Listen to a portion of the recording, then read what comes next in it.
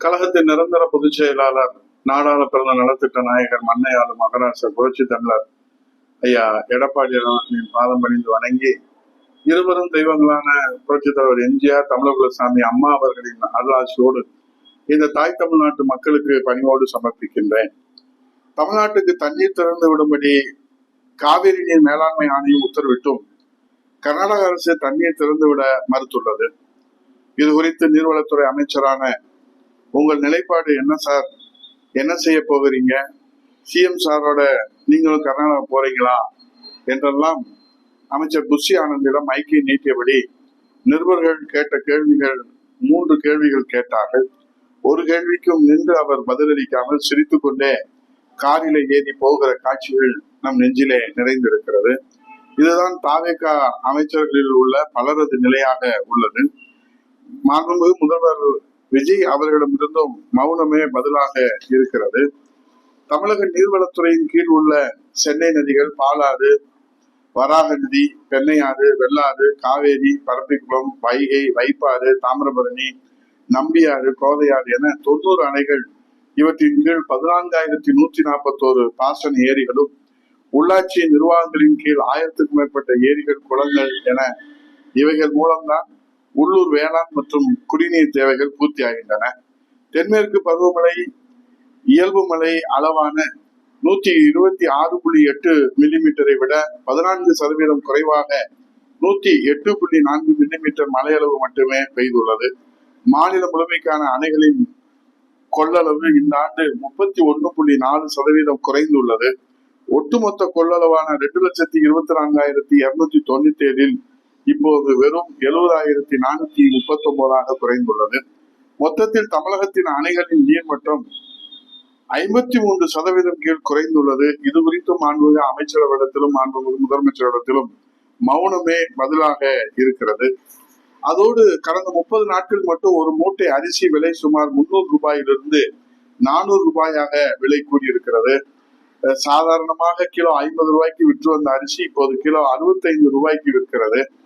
சன்னரகத்தை விட மோட்டார் ரக அரிசி தான் அதிக விலை ஏறி இருக்கிறது. 26 கிலோ எடை உள்ள ஒரு மூட்டை 1100க்கு விற்று வந்த மோட்டார் ரக அரிசி இப்போது 1500க்கு விற்கப்படுகிறது. 1600 ரூபாய்க்கு விற்ற சன்னரக அரிசி இப்போது 1750 ரூபாய்க்கு விற்கிறது. இன்னும் சில வாரங்களில் ஒரு மூட்டை 2000 ரூபாயாக உயர்ந்துவிடும் வாய்ப்பு இருக்கிறது. இது குறித்தும் மாண்புமிகு அமைச்சர் முதலமைச்சரிடத்திலே மௌனமே பதிலாக இருக்கிறது. இந்த நிலையிலே தான் யார் என்ன பேசினாலும், எதை பேசினாலும், எப்படி பேசினாலும், எவ்வளவு பேசினாலும், என்ன நடந்தாலும் நம்ம சிஎம் சாருக்கு கோபமே வராது. ஆனால் குடவிளக்கான பெண்களை இழிவுபடுத்தி மட்டும் யாராவது எவனாவது தமிழ்நாட்டில் மூச்சு விட்டாலே போச்சு, அவ்வளவுதான். தமிழ்நாடு சும்மா பற்றி எரிந்தாலும் சரி, ரத்த சொட்ட சொட்ட போராட்டம் நடந்தாலும் சரி, ஒட்டுமொத்த தமிழ்நாடு சம்பித்தாலும் சரி, ஒட்டுமொத்த தமிழ்நாடு கிடுகிடுத்தாலும் சரி, தமிழ்நாடே போராட்ட களமாக மாறினாலும் சரி, பாராளுமன்றத்திலே போராட்டம் நடத்தினாலும் சரி, எந்த பின்விளைகளை எது வந்தாலும் கவலை இல்லை. குடும்ப குலவிளக்கான பெண்களை பற்றி ஏன்பா பேசினீங்க என்று சீவன் சார், நம்ம சிஎம் சார் போட்டாரு பாருங்க அதிரடி கைது உத்தரவு. எதிர்கட்சி தலைவர் உதயநிதி ஸ்டாலினை கைது சும்மா கிடுகிடுத்து போச்சு. நம்ம சிஎம் சார் விஜய் பழைய ஆளுப்பா, பார்க்கத்தான் அமைதியா இருப்பாரு. அமைதியா இருக்காருன்னு எவனாவது நினைச்சா அவன் முட்டாளா போயிடுவான். ஆக்ஷன் வந்துட்டா அப்புறம் விஜய் அவரையே அவரால கண்ட்ரோல்ல கொண்டு வர முடியாது. அததான் நேற்று தமிழ்நாடு பார்த்துச்சு. அவருடைய அதிகாரத்துக்கும் அதிரடிக்கும் எண்டே கிடையாது. சட்டத்தின் ஆட்சி தான் இங்கே நடக்கும் என்பதை நிரூபித்து காட்டியிருக்கிற நம்ம சிஎம் சாருக்கு ஒரு சலாம் போடலாமா அல்லது போடாம இருக்கலாமா என்கிற விவாதம் நடந்து கொண்டு இருக்கிறது. மாண்புமிகு எதிர்கட்சி தலைவர் உதயநிதி ஸ்டாலின் தமிழ்நாட்டிலே இன்னும் அவங்க அப்பா ஆட்சி தான் நடந்து கொண்டிருக்கிறது என்று பழைய நினப்புடா பேராண்டி என்கிற பேர்ல அவர் பெண்களை பற்றி தரந்தாழ்ந்து பேசிட்டாருப்பா. அவர் ஏற்கனவே பல பேசி சர்ச்சையாயிருக்குது. அப்படி பேசுன அவருக்கு நடவடிக்கை இருக்க யாருக்கு துணிவு இருந்துச்சு? இப்படி பேசலாமா? சிஎம் சார் விஜய்க்கு கோபம் வராது.